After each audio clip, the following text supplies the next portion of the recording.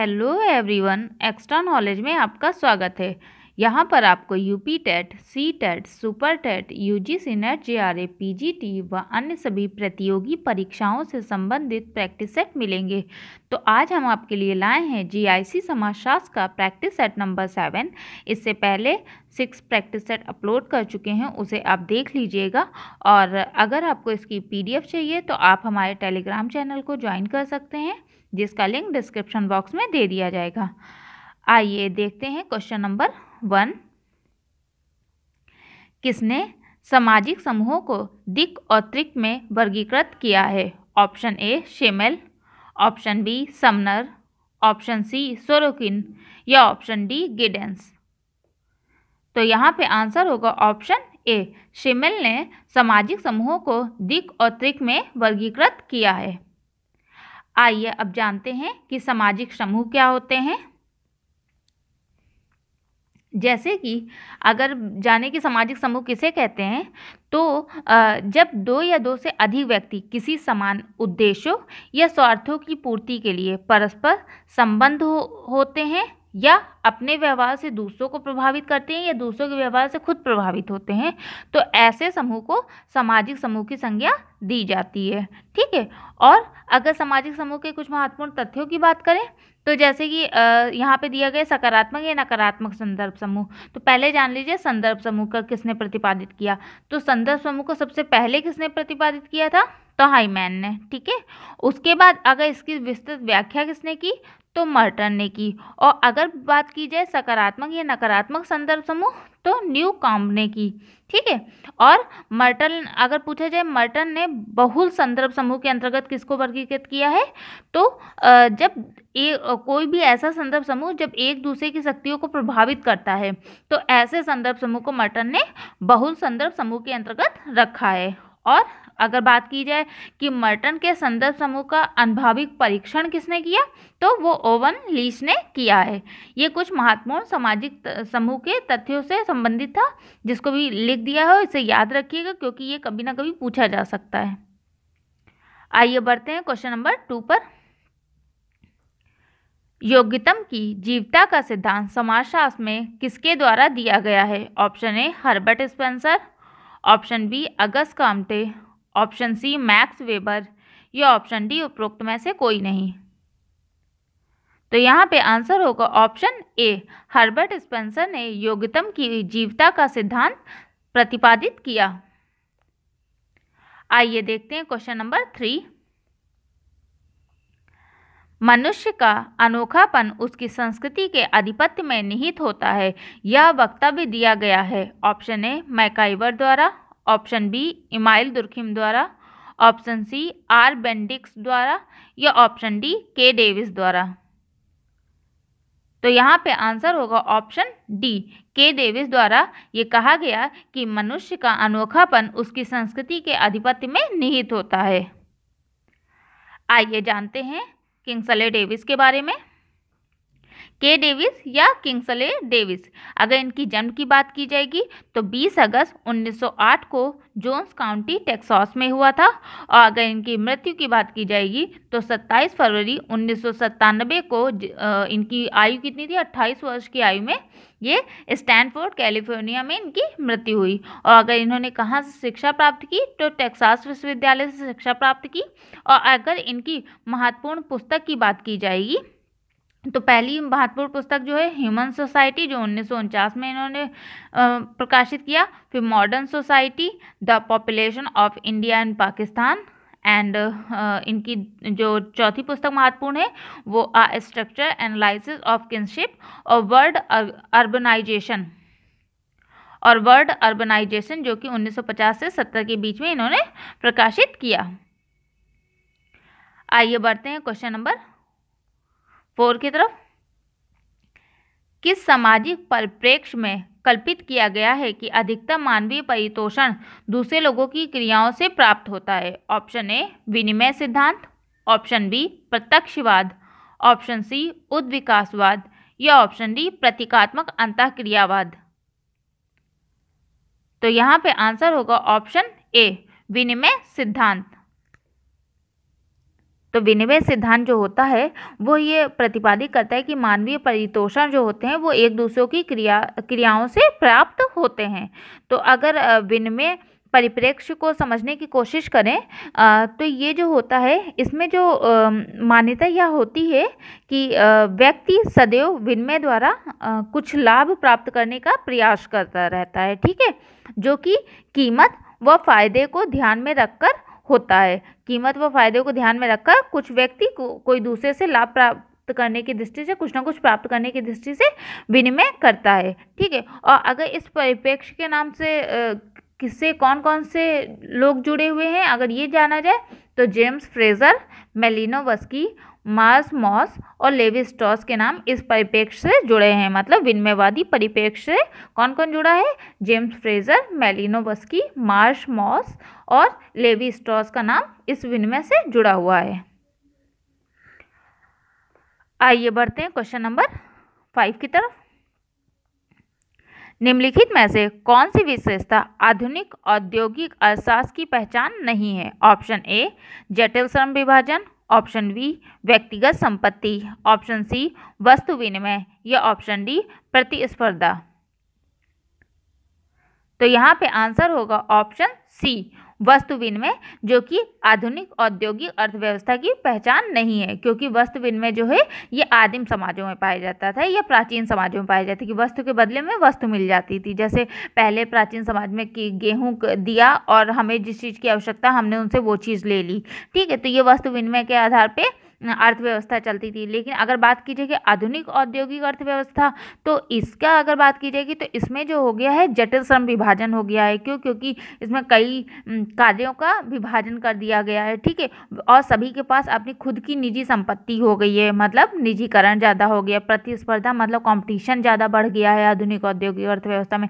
लेकिन वस्तु विनिमय की अगर बात की जाएगी तो ये प्राचीन समाज में देखने को मिलता था। तो यहाँ पे जो आंसर होगा ऑप्शन सी होगा, वस्तु विनिमय। अब बढ़ते हैं क्वेश्चन नंबर 6 की तरफ। व्यवस्थापन का समपदस्थ तथा उच्च पदस्थ या निम्न पदस्थ व्यवस्थापन के रूप में किसने वर्गीकृत किया है? Option A MacIver and Page द्वारा, ऑप्शन बी किंग्सले डेविस द्वारा, option C Gillin and Gillin द्वारा या ऑप्शन डी A.W. ग्रीन द्वारा। तो यहाँ पे आंसर होगा ऑप्शन सी गिलिन एवं गिलिन द्वारा व्यवस्थापन को वर्गीकृत किया गया है। आइए जानते हैं व्यवस्थापन का अर्थ क्या होता है और गिलिन एंड गिलिन ने व्यवस्थापन को कितने रूपों में वर्गीकृत किया है और उनका क्या अर्थ होता है।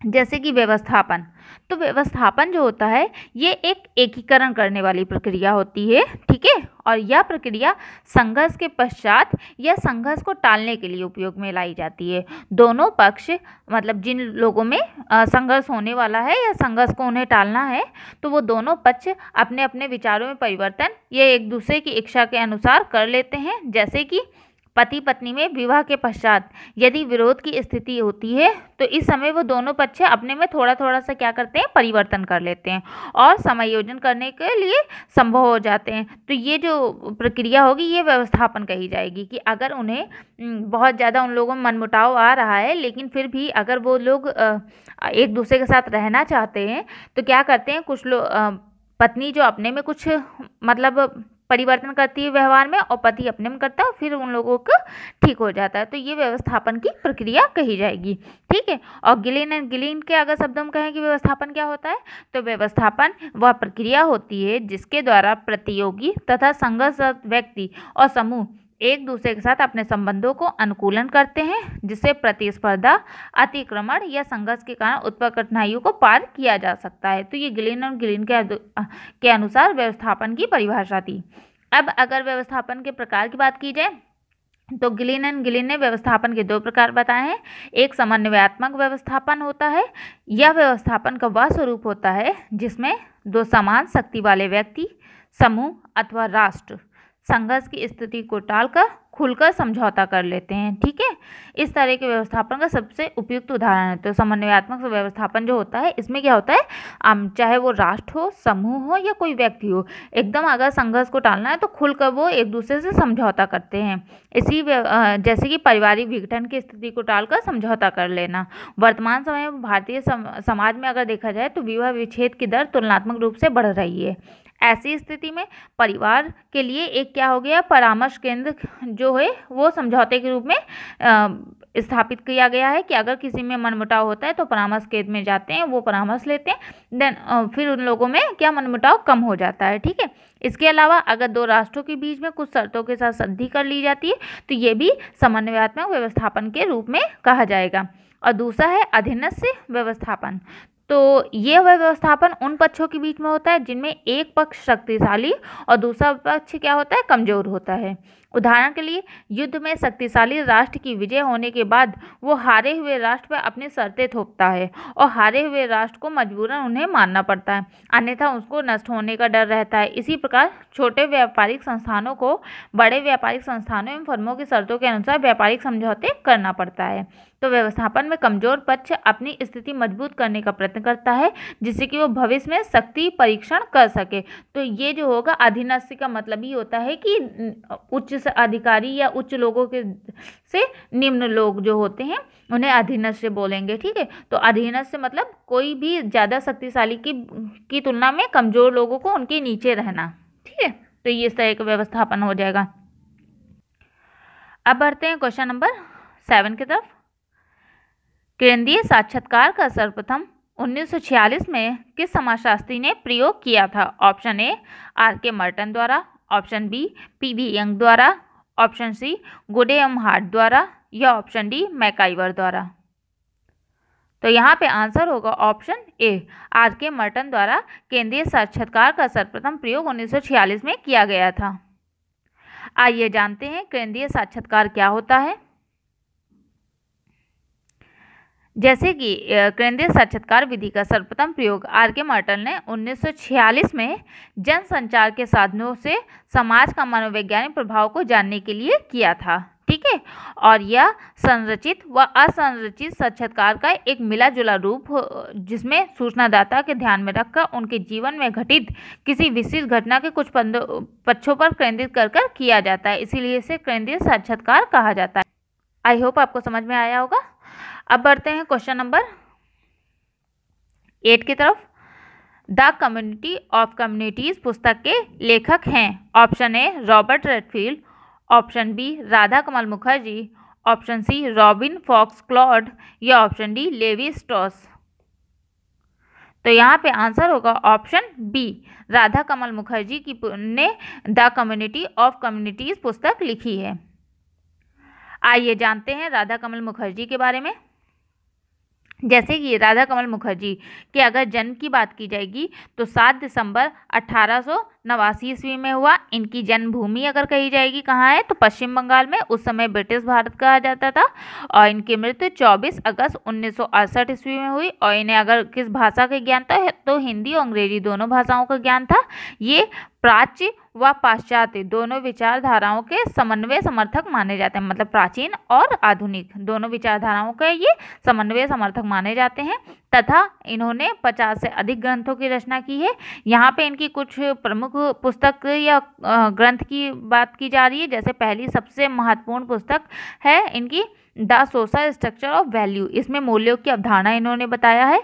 दूसरी the social function of art, the dynamic of morals, the philosophy of personality, the philosophy of social sciences, the women's of mankind या the following of Indian arts, कास्टिक आर्ट्स ऑफ इंडिया। ये इनकी कुछ महत्वपूर्ण पुस्तक थी। तथा इन्होंने हिंदू धर्म के प्रसिद्ध धार्मिक ग्रंथ भगवत गीता पर इन्होंने एक भाष्य की रचना भी की है। आइए देखते हैं question number 9। Staying alive woman ecology and survival in India पुस्तक लिखी गई है। ऑप्शन ए गेल ओमवेड द्वारा, ऑप्शन बी वंदना शिवा द्वारा, ऑप्शन सी वंगारी मथाई द्वारा या ऑप्शन डी बारबरा स्मिथ द्वारा। तो यहाँ पे आंसर होगा ऑप्शन बी वंदना शिवा द्वारा staying alive women ecology and survival in India पुस्तक लिखी गई है। आइए जानते हैं वंदना शिवा के बारे में। जैसे कि वंदना शिवा, इनका जन्म 5 नवंबर 1952 को देहरादून उत्तराखंड में हुआ था।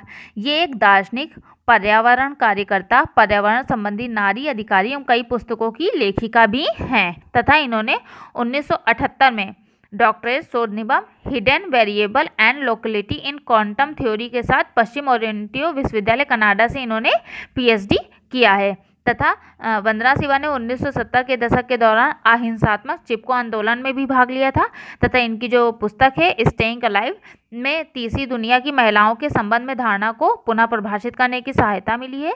शिवा ने अंतर्राष्ट्रीय वैश्वीकरण मंच, महिलाओं के पर्यावरण एवं विकास संगठन व तीसरी दुनिया के नेटवर्क सहित भारत एवं विदेश में सरकारों व गैर सरकारी संगठनों के सलाहकार के रूप में भी कार्य किया हुआ है।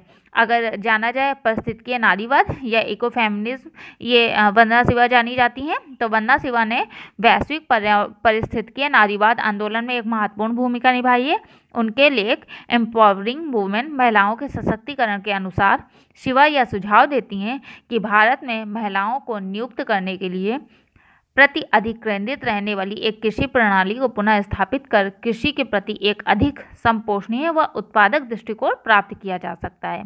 वे प्रचलित बहिष्करण और पितृसत्तात्मक तर्क के विरुद्ध दलील देती हैं और यह दावा करती हैं कि एक नारी केंद्रित मौजूदा प्रणाली वर्तमान प्रणाली अत्यंत सकारात्मक तरीके से बदल सकती है। तो वो जो थी, जो पितृसत्तात्मक है, उसकी विरोधी थी। ठीक है, वंदना शिवा। उसके अलावा अगर प्रकाशन की बात की जाएगी तो 1981 में social economy and ecological impact of social forest इन कोलार, और 1988 में staying alive women ecology and survival, 1991 में ecology and the politics of survival, ठीक है, और 1993 वुमेन इकोलॉजी एंड हेल्थ तथा इकोफेमिनिज्म 1993 में आई थी इकोफेमिनिज्म, तथा 1994 में क्लोज टू होम, 1997 में बायोप्रेसी और 1999 में स्टोलन हार्वेस्ट तथा सन 2001 में पीटर स्मिथ एंड रियलिटी पिगवेन इन इंडिया। ये इनकी कुछ महत्वपूर्ण पुस्तक है। अब बढ़ते हैं अपने लास्ट क्वेश्चन की तरफ। क्वेश्चन नंबर 10, किसने अति निर्धारण अवधारणा का प्रतिपादन किया है? ऑप्शन ए एस फायर्ड, option B J Habermas, option C Peter Berger या ऑप्शन डी अल्फ्रेड सुटर्स। तो यहाँ पे आंसर होगा ऑप्शन ए, एस फायर्ड ने अति निर्धारण अवधारणा का प्रतिपादन किया है। आई होप अगर आपको हमारे द्वारा लाए हुए क्वेश्चंस पसंद आ रहे हैं तो चैनल को शेयर करें, सब्सक्राइब करें एंड लाइक करें। Thank you for watching my channel.